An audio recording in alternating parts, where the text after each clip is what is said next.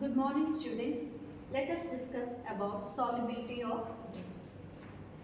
Solubility is very important in the field of pharmacy. It is very essential in the preparation of various dosage forms of drugs. It also plays very important role in dissolution, absorption and bioavailability of the drugs. So let us go into the topic of solubility.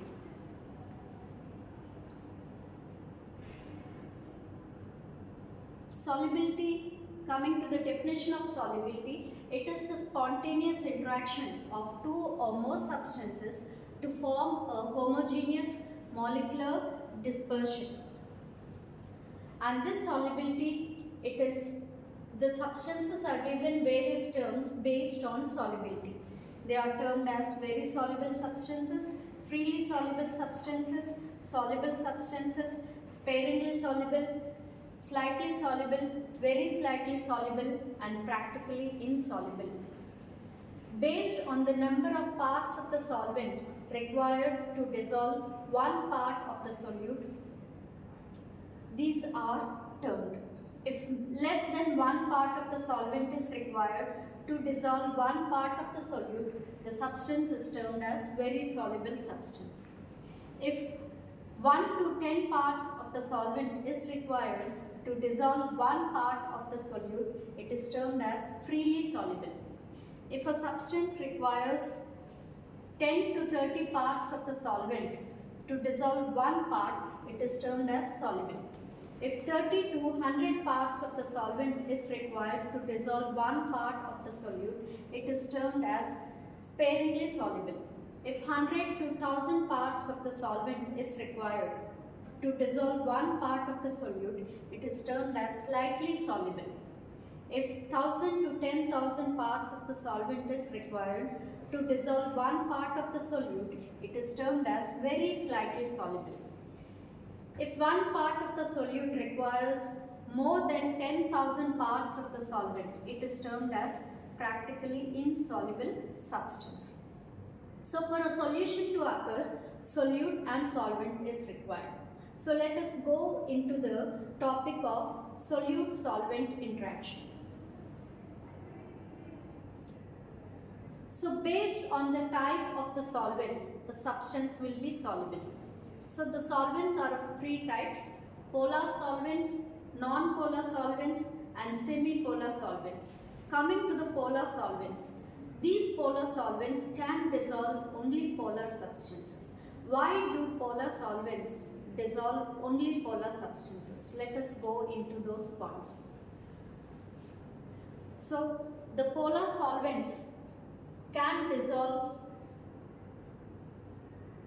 polar substances because of dipole moment. So these polar solvents have dipole moment. Next, they also have the ability to form hydrogen bonds. Next is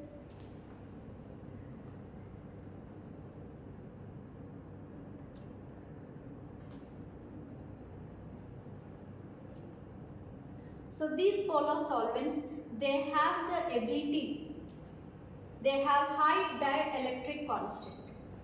Coming to the dielectric constant of water, the dielectric constant of water is 80. And if we will take the dielectric constant of chloroform, it is only 5. That's why water can dissolve polar substances while chloroform can't dissolve polar substances. Next reason is these polar solvents, they have the ability to break covalent bonds because they are amphiprotic in nature. Next reason is they have the ability of solvation. Solvation is nothing but the process of surrounding of solvent molecules with process of surrounding of solute molecules with solvent molecules is known as solvation.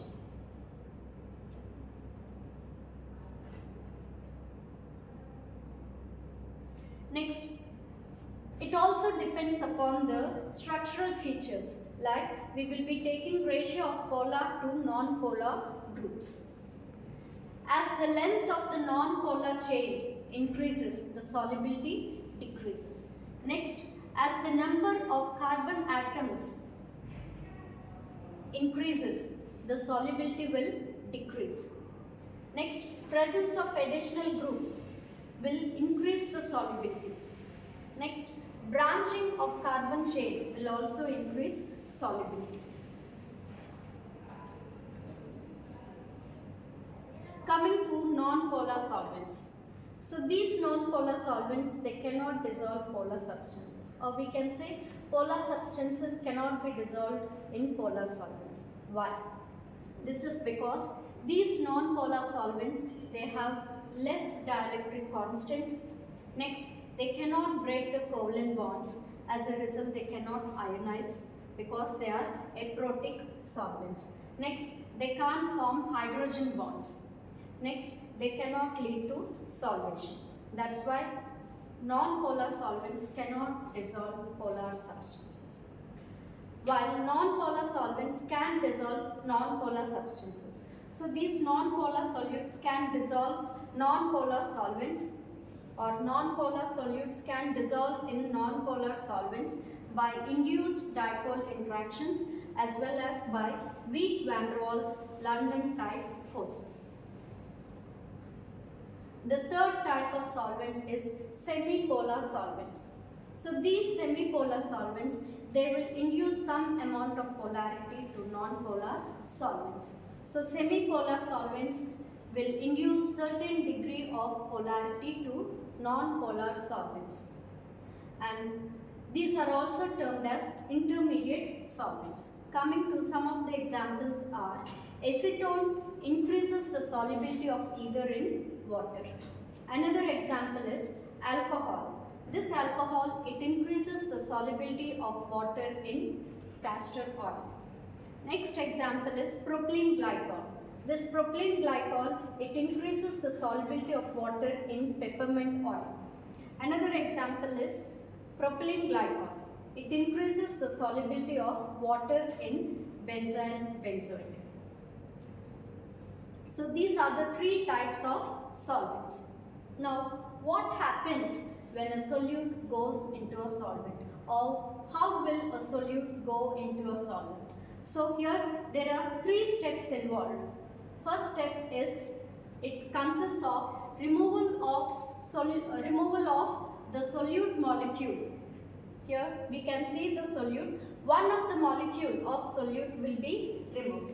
Second step, it involves the creation of a hole in the solvent. So here, in order to accommodate the solute molecule, a gap will be created in the solvent molecules. Third step is placing of the solute molecule into the solvents. So here, inside the gap, inside the hole of the solvent, the solute molecule will be incorporated. So incorporation of the solute molecule into the solvent. So these are the three steps involved in solute-solvent interaction.